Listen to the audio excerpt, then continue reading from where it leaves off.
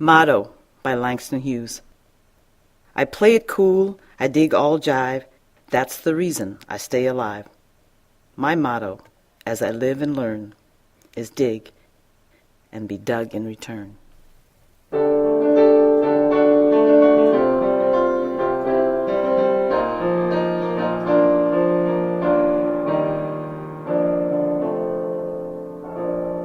Welcome to the Respect the Ranch podcast for March 2010. I'm Scott Bailey. Modeled after the Chicago public radio show This American Life, our monthly podcast is built around a theme, then explores that theme through stories, interviews, and the literary arts by RBV staff and students. Our podcast this March focuses on the theme of diversity. With Black History Month just behind us and a new season of religious holidays coming up, it seems like an appropriate time to explore this complicated and nuanced topic at our school. So our podcast, in 4 acts. In Act 1, an excerpt from a powerful American speech read chorally by over 40 freshmen and seniors. In Act 2, RBV staff members demonstrate their diversity by describing in 1 or 2 words their lives away from school.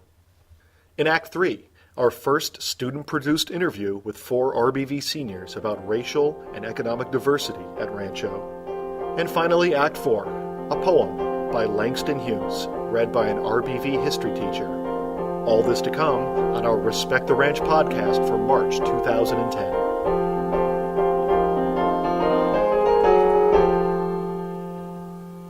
Let's get started. Act 1. As a way of celebrating the powerful dream of diversity and acceptance by Dr. Martin Luther King Jr., we've put together a choral reading of an excerpt from his I Have a Dream speech, performed by over 40 RBV seniors and freshmen. I have a dream that one day this nation will rise up and live out the true meaning of its creed. We hold these truths to be self-evident. that all men are created equal. I have a dream that one day on the red hills of Georgia, the sons of former slaves and the sons of former slave owners We'll be able to sit down together at the table of brotherhood. I have a dream that one day even the state of Mississippi, a state sweltering with the heat of injustice, sweltering with the heat of oppression, will be transformed into an oasis of freedom and justice. I have a dream that my 4 little children will one day live in a nation where they will not be judged by the color of their skin, but by the content of their character. I have a dream today.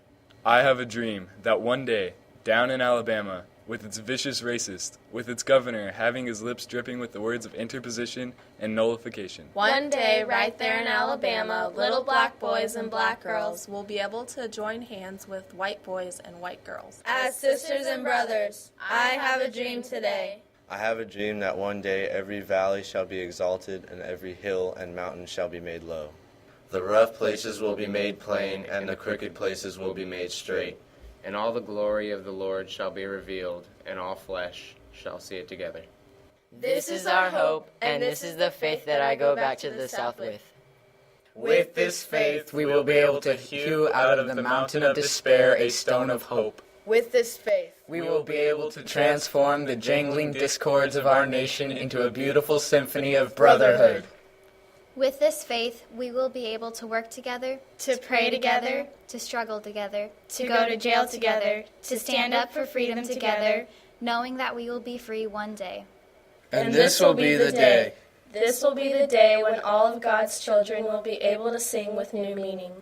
My country, 'tis of thee, sweet land of liberty, of thee I sing. Land where my fathers died, land of the pilgrim's pride, from every mountainside, let freedom ring. And if America is to be a great nation, this must become true. And so let freedom ring from the prodigious hilltops of New Hampshire. Let freedom ring from the mighty mountains of New York. Let freedom ring from the heightening Alleghenies of Pennsylvania. Let freedom ring from the snow-capped Rockies of Colorado. Let freedom ring from the curvaceous slopes of California. But not only that. Let freedom ring from Stone Mountain of Georgia. Let freedom ring from Lookout Mountain of Tennessee. Let freedom ring from every hill and molehill of Mississippi. From every mountainside, let freedom ring. And when this happens, when we allow freedom ring, when we let it ring from every village and every hamlet, from every state and every city, we will be able to speed up that day when all of God's children, black men and white men, Jews and Gentiles, Protestants and Catholics, will be able to join hands and sing in the words of the old Negro spiritual. Free at last, free at last, thank God Almighty, we are free at last. Dr. King's speech read chorally by RBV students. A fun project with, I'm sure you agree, some beautiful speakers. And now Act 2. We spent a few lunch periods asking RBV staff members to describe the diversity of their lives away from school in 1 or 2 words.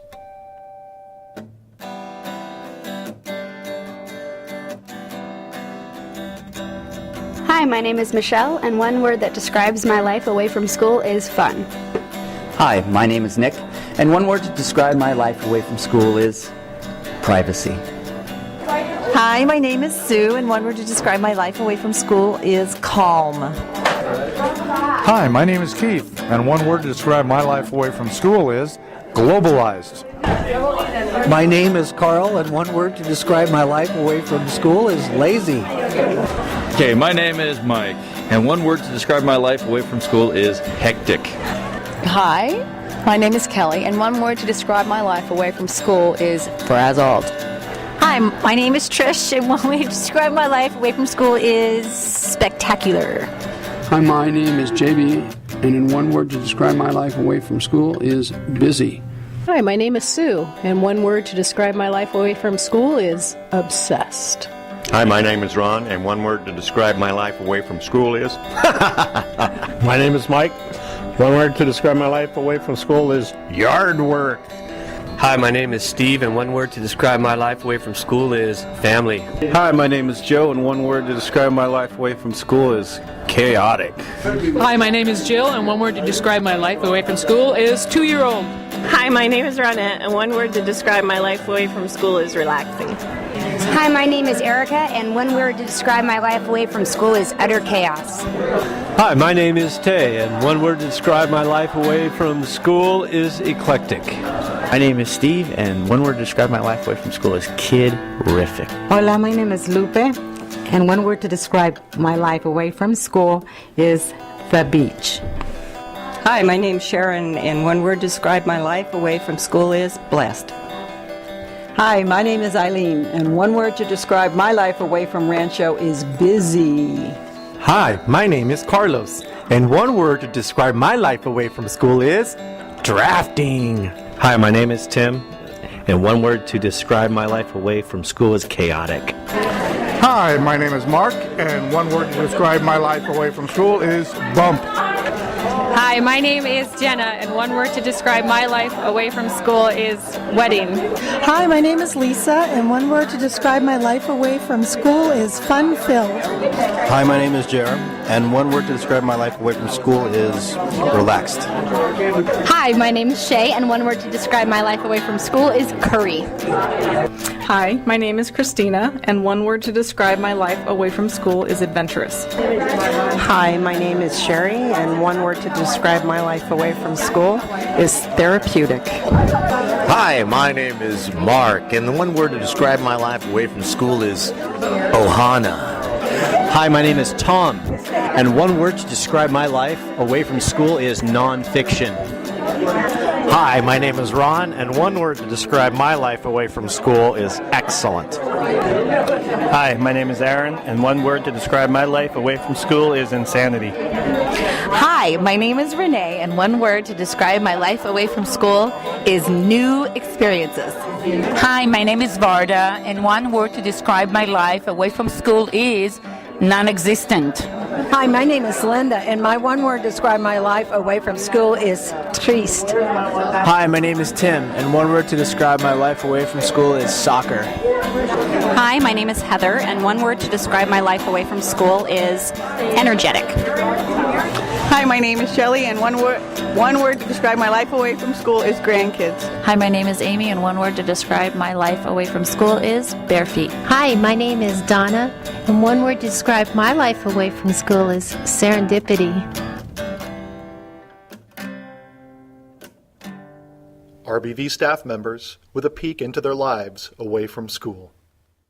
And now Act 3.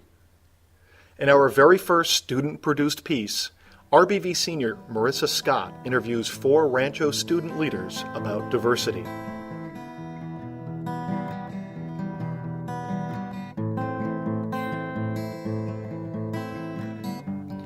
As all students and staff know, our school is filled with a variety of cultures, traditions, backgrounds, and lifestyles, which create a complex tapestry of diversity. Of course, this tapestry creates uniqueness and brings together different points of view, but can also be a source of frustration and challenges that can sometimes seem overwhelming. With this in mind, we sat down with 4 RBV seniors to get the student point of view on diversity at Rancho. We chose to interview students from a variety of races, backgrounds, social cliques, and lifestyles who are leaders in their respective clubs on campus. Alyssa Forrester is a cheerleader and is vice president of ASB. Alejandro Rivera is president of the Encuentros Club. Danny Andrews is CSF secretary, and finally, Fong Nguyen is president of the Asian Pacific Student Union.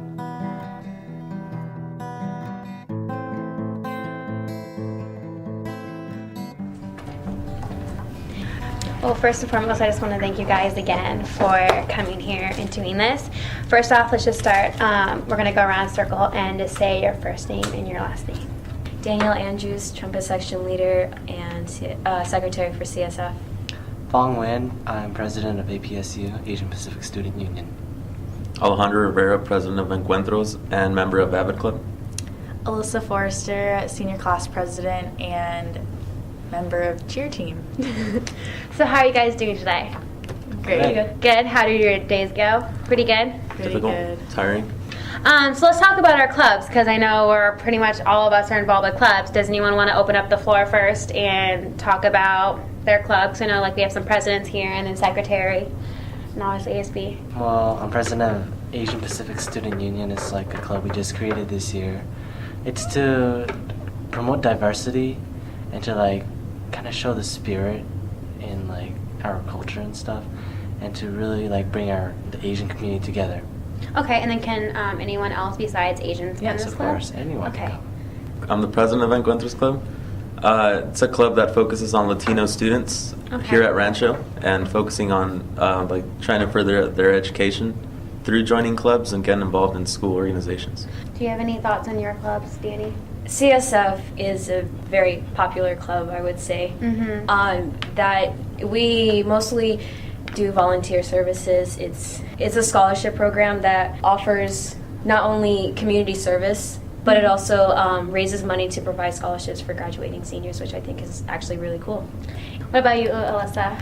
Well, ASB is pretty much where all the clubs get started. In order to make a club on campus, you have to go through ASB to make your club. ASB tries to bring all the students together, whether it's through pep rallies or encouraging people to go to football games or dances, and just try to have a good experience with everyone at the school.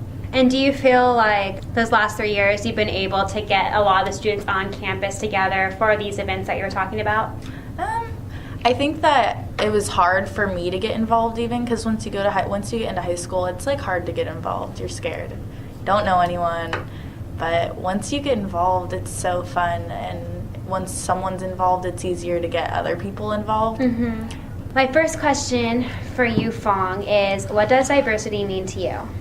Diversity, uniqueness.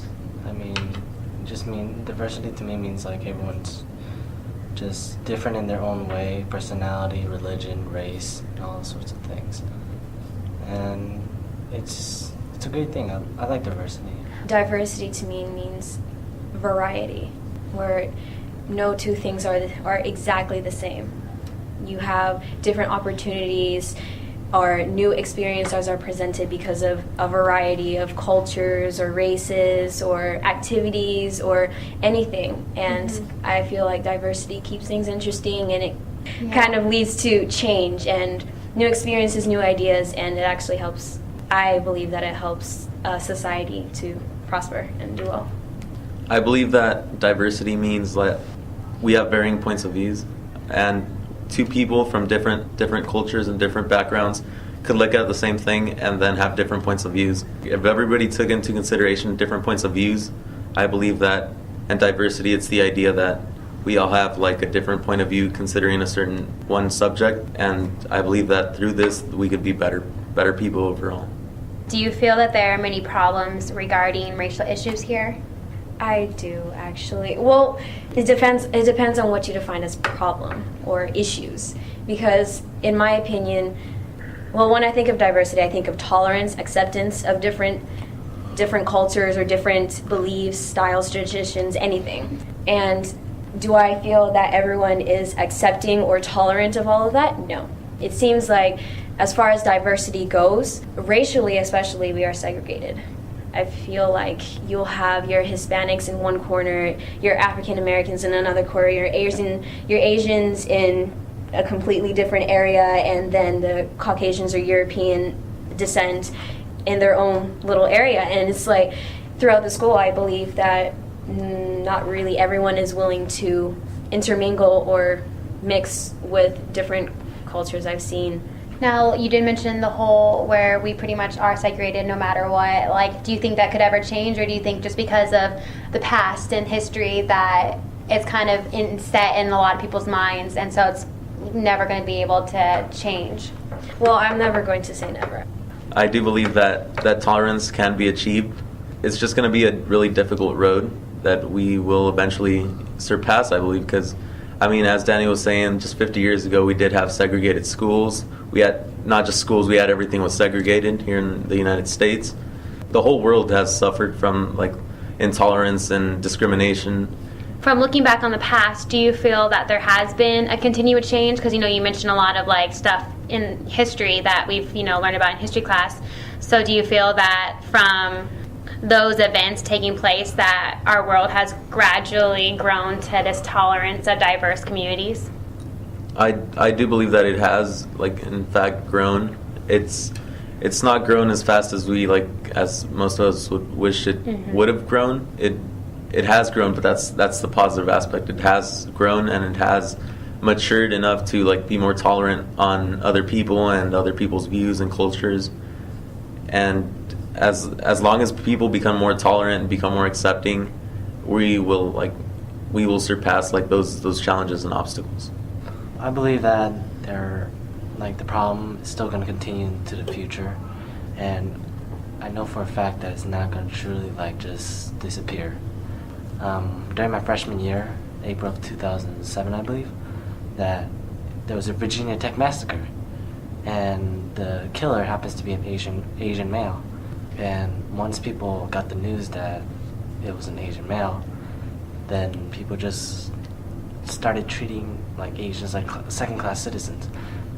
I mean, I would walk around school. I mean, I honestly, it didn't really happen to me, but around me, to my friends, it actually did. One of my friends was actually teased by these two African Americans, and then my other friend was chased.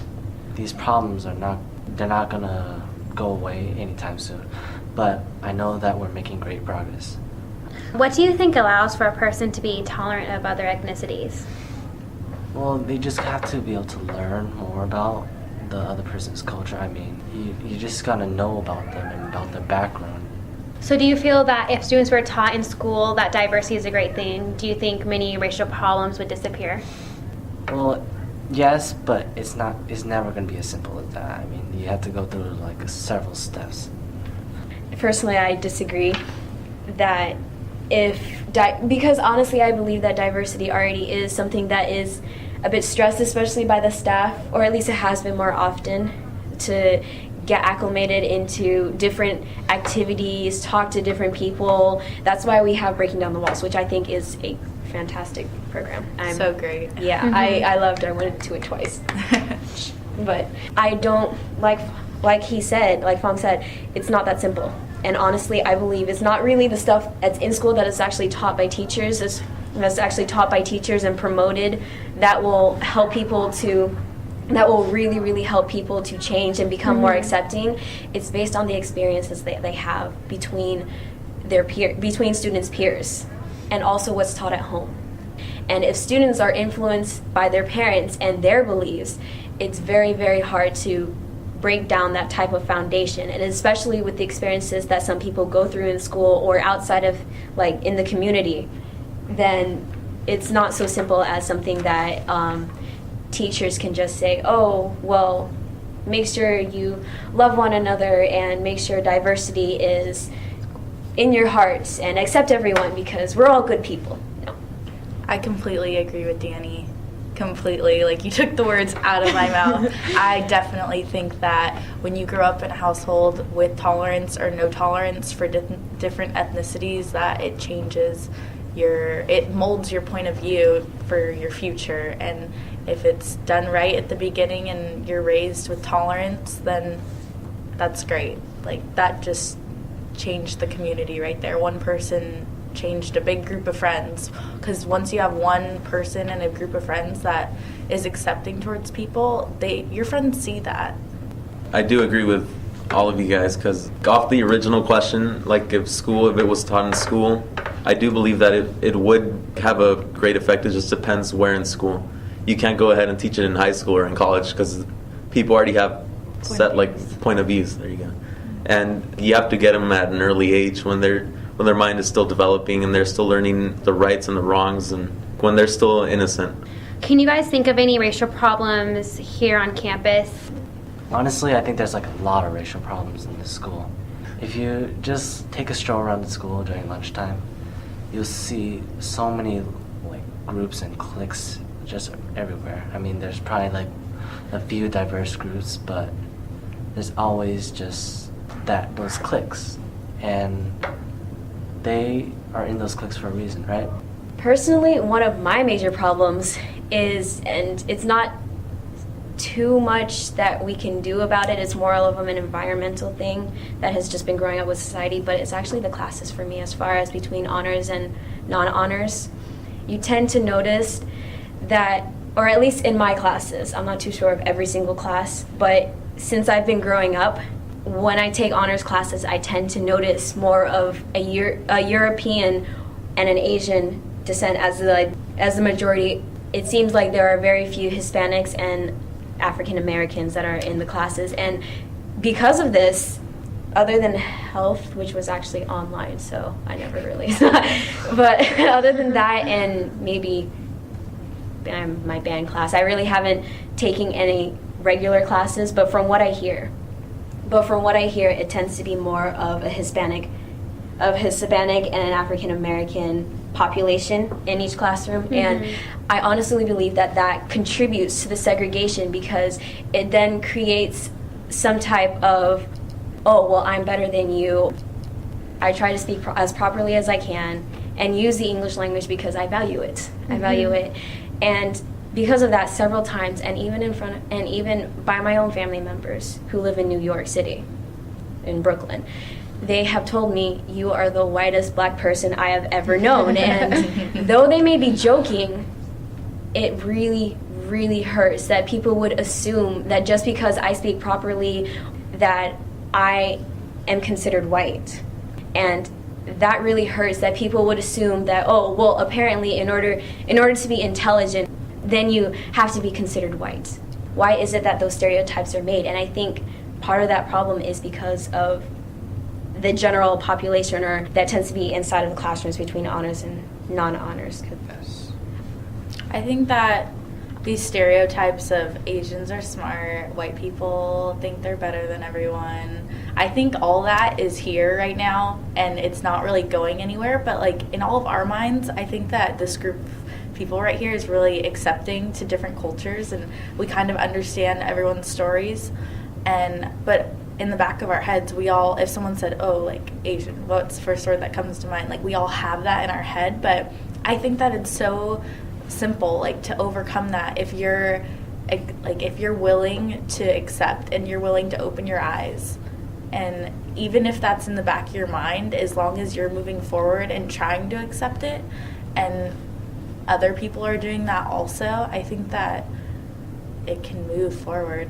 And back to Danny's honors versus non-honors, my experience at Rancho has been different. I went from honors freshman year to no honors every other year, and I love it. It's not just it's not just like easy, but I meet so many different people and like of so many different cultures, and it's really helped me to understand like why people aren't doing good in school or why this person's like sad, or I've just gotten to know a lot of different people and what people are interested in, and it's made my high school experience so full of culture. Being in like non-honors, I mean, honors is great, but it just wasn't my thing. But I've met so many different people. When I walk through the halls now, I know a lot of people. Because going from honors freshman year, I pretty much had like the same group in every class. And now every class I've had different people. Like I have sophomores and not sophomores, maybe in like a language class, but I have like juniors in my math class. I have like seniors that I've never seen in my life in my history class, but I know them now. And I know about them, and they talk to me, and we've had conversations, and it's just so like my experience has been so great culture-wise.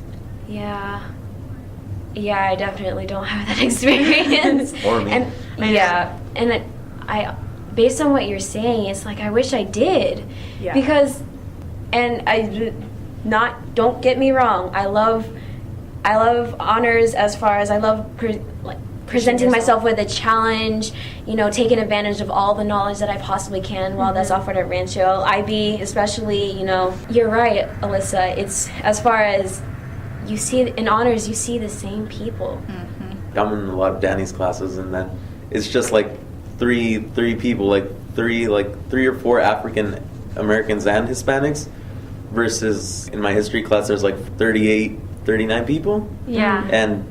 And there's like 4 or 5 Hispanics and African Americans together. And I mean, if you just look at the ratio, it's just like completely like, it's just wrong. You look at it and it's like, how could it be this uneven? It's just like usually people in honors classes just have very similar backgrounds. And yeah, it seems like it's a clique or something. it seems like it's an honors clique kind of thing. Like it's another segregated kind of thing. Do you guys feel comfortable here at Rancho, even though there are racial problems? Yes, I actually do. Like despite the problems that are here at Rancho, I feel very comfortable at the school as well. I mean, despite the fact that I have gone through like a lot of racism in this school, it was because it was still like my freshman and sophomore year of school. I haven't really found the right people to really spend my time with. And once you find those people that you can spend your time with, then you really enjoy it. I really like the school. I feel Rancho is a great school, and I believe that every high school has its own problems. But like, I mean, it's just a matter of trying to overcome those issues and trying to find the way to overcome those issues. And what we've been talking about, clubs and organizations and then sports, and it all depends if you're like open-minded. If you're willing to talk to someone else of a different descent, different race, then it's going to be a growing experience for both individuals. My experience here at Rancho has been amazing. It's really helped me grow, and it's prepared me for the future. Maybe I'm not super smart, but I know what I want to do, and I can get along with people, and I know a lot of people now, so hopefully I'll know someone wherever I go. Do you guys have any other thoughts before we wrap it up? Well, thank you guys once again.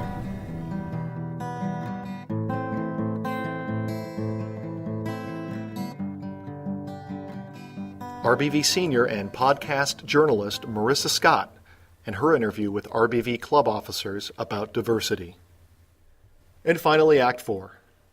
RBV social studies teacher Bernice King has long been a fan of Harlem Renaissance poet Langston Hughes. She graciously accepted our request to read one of his poems that she used to perform for audiences while she was in her 20s. That story is for another podcast. For now, here she is reading Mother to Son by Langston Hughes. Mother to Son by Langston Hughes. Well, son, I'll tell you, life for me ain't been no crystal stair.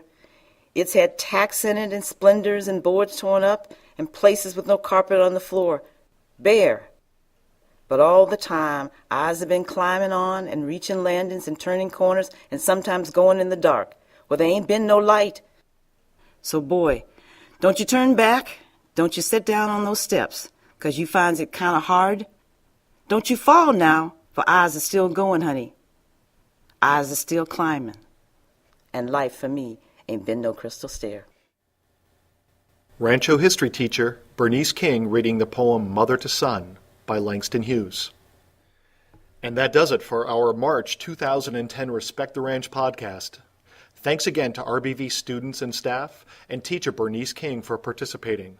Again, this month's student podcast journalist was Marissa Scott. Great job, Marissa.